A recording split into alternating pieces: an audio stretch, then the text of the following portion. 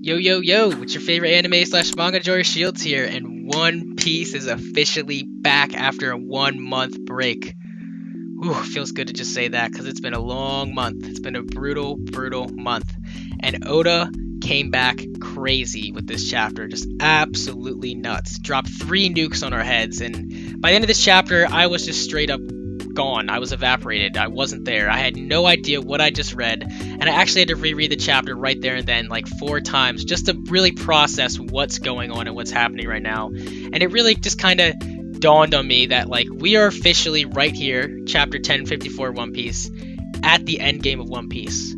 So just let that sit and simmer for a little bit. I know it's really hard to think about, but there's a lot that goes down in this chapter. Straight up, just lots of stuff revealed. So let's just get into it. Spoilers, obviously. So we pick right back up with Green Bull approaching Wano as he tries to claim the Straw Hat's bounties, but he is quickly interrupted and stopped in his tracks by the Red Scabbards. And they aren't even able to get a move off before it is revealed that Green Bull is in fact the user of the forest fruit. Yep, straight up confirmed right here, he is the pure Logia forest user. Now, to have this confirmed kinda lends into the theory that possibly Green Bull could bring back the vegetation forestation to Wano, but as is kind of shown throughout this chapter, Green Bull is kind of a D. I don't know if he'll ever have a change of heart. He seems like he's really adamant on bringing the world government to Wano and showing Wano some real tyranny again. So he is exactly what we don't want in Wano right now, and that is exactly what Yamato shows as she busts right into the battle and interrupts it, and Green Bull actually remarks on how her hockey is really good and kind of banged him up a bit, but Yamato's like, nah, get that out of here. We already just fought off that tyranny. We can't deal with that again. You need to leave right now.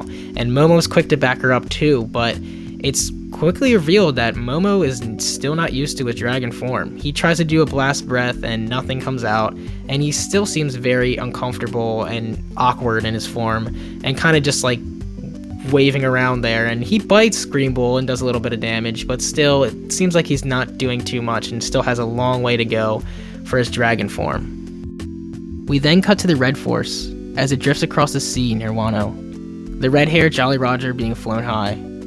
Ladies and gentlemen, it is officially Shanks!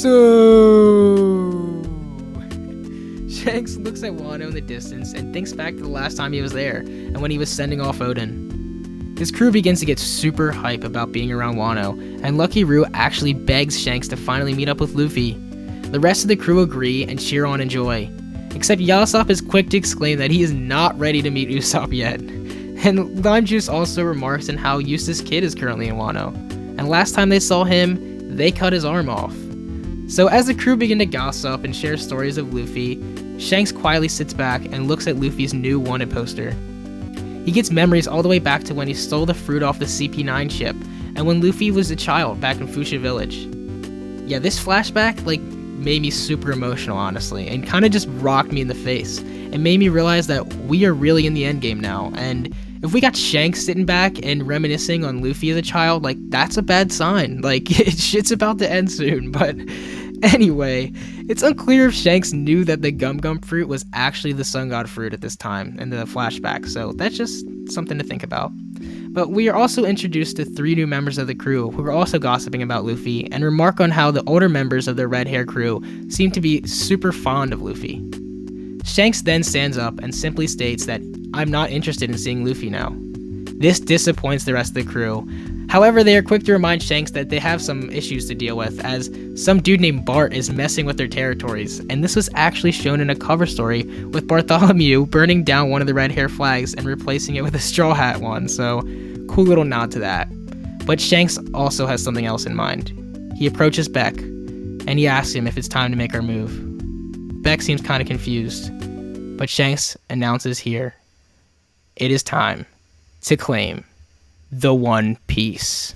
So I'm going to be real with you guys, and I don't know what this means. I was in the headcanon that Shanks didn't need the One Piece, and he's really just fulfilled his pirate journey. I mean, he's traveled with Gold D. Roger, he's climbed all the way to the top of the ladder and to become a Yonko, and he's up there with the greats now. He's seen everything, he's done everything.